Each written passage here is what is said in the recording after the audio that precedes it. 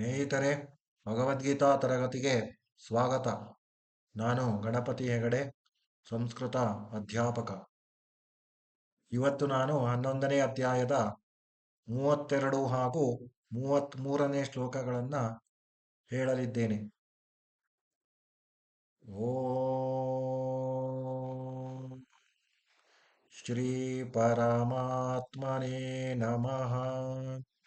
श्रीमद्भगवद्गीता अथ एकादशोऽध्यायः विश्वरूपदर्शनयोगः। श्रीभगवानुवाच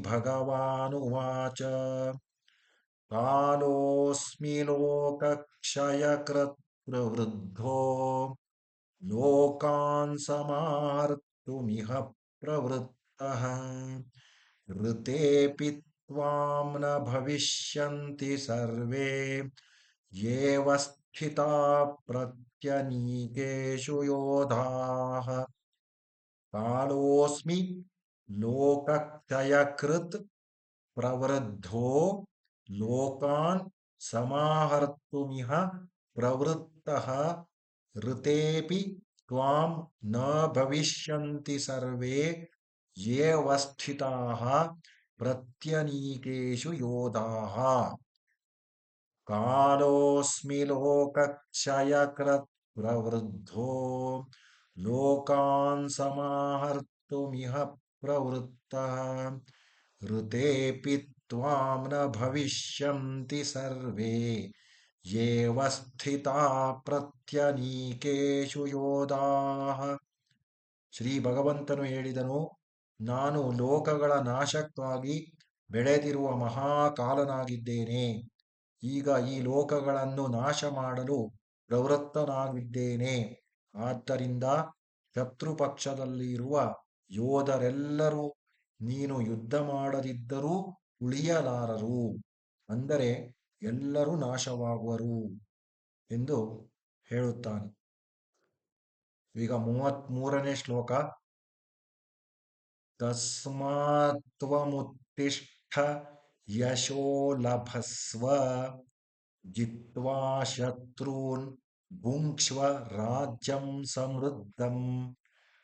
ಮಯೈವೈತೆ ನಿಹತಾಃ ಪೂರ್ವಮೇವ ನಿಮಿತ್ತಮಾತ್ರಂ ಭವ ಸವ್ಯಸಾಚಿನ್. ತಸ್ಮಾತ್ತ್ವಮುತ್ತಿಷ್ಠ ಯಶೋ ಲಭಸ್ವ ಜಿತ್ವಾ ಶತ್ರೂನ್ ಭುಂಕ್ಷ್ವ ರಾಜ್ಯಂ ಸಮೃದ್ಧಂ. ಮಯೈವೇತೆ ನಿಹತಾಃ ಪೂರ್ವಮೇವ ನಿಮಿತ್ತಮಾತ್ರಂ ಭವ ಸವ್ಯಸಾಚಿನ್. ತಸ್ಮಾತ್ ತ್ವಂ ಉತ್ತಿಷ್ಠ ಯಶೋ ಲಭಸ್ವ ಜಿತ್ವಾ ಶತ್ರೂನ್ ಭುಂಕ್ಷ್ವ ರಾಜ್ಯಂ ಸಮೃದ್ಧಂ. ಮಯೈವೈತೆ ಮಯೈವ ಏತೆ ನಿಹತಾಃ ಪೂರ್ವಮೇವ ನಿಮಿತ್ತಮಾತ್ರಂ ಭವ ಸವ್ಯಸಾಚಿನ್. ಆದ್ದರಿಂದ ನೀನು ಎದ್ದು ನಿಲ್ಲು, ಶತ್ರುಗಳನ್ನು ಗೆದ್ದು ಧನ ಧಾನ್ಯ ಸಂಪನ್ನವಾದ ರಾಜ್ಯವನ್ನ ಅನುಭವಿಸು. ಈ ಎಲ್ಲ ಶೂರ ವೀರರನ್ನ ನಾನು ಮೊದಲೇ ಕೊಂದಿರುವೆನು.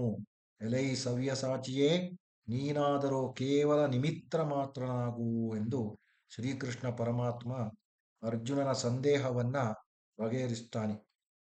Now I will tell English meaning. Shri ಭಗವಾನುವಾಚ ಕಾಲೇಸ್ಮಿ ಲೋಕಕ್ಷಯಕೃತ್ ಪ್ರವೃದ್ಧೋ ಲೋಕಾನ್ ಸಮಾಹರ್ತುಮಿಹ ಪ್ರವೃತ್ತಃ. ಋತೇಪಿ ತ್ವಾಂ ನ ಭವಿಷ್ಯಂತಿ ಸರ್ವೇ ಯೇವ ಸ್ಥಿತಾ ಪ್ರತ್ಯನೀಕೇಷು ಯೋಧಾಃ.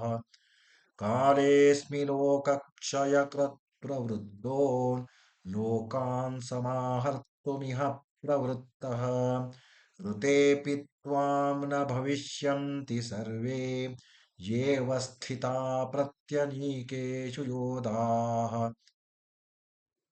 ಕಾಲೋ ಅಸ್ಮಿ ಲೋಕಕ್ಷಯಕೃತ್ ಪ್ರವೃದ್ಧೋ ಲೋಕಾನ್ ಸಮಾಹರ್ತುಂ ಇಹ ಪ್ರವೃತ್ತಃ.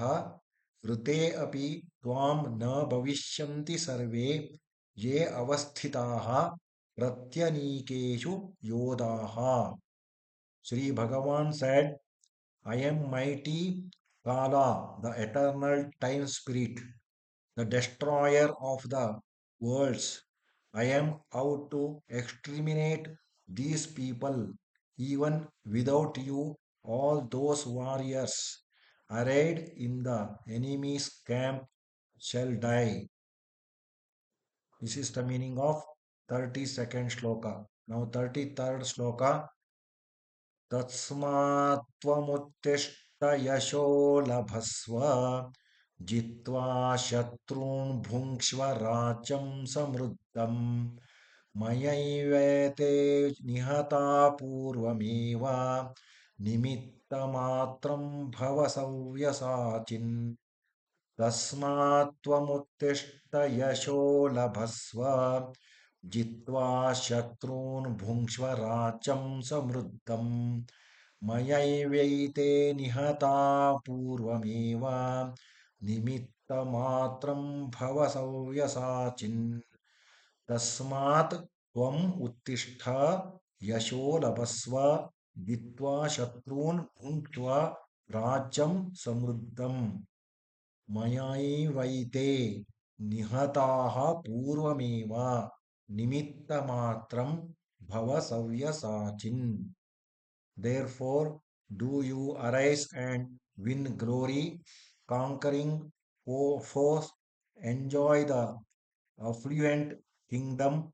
These warriors stand already slain by me. Be you only an instrument, Arjuna. This is the meaning of 33rd shloka. All of you go through this video and learn the holy book Bhagavad Gita. ಧನ್ಯವಾದಾः Shubha ದಿನಂ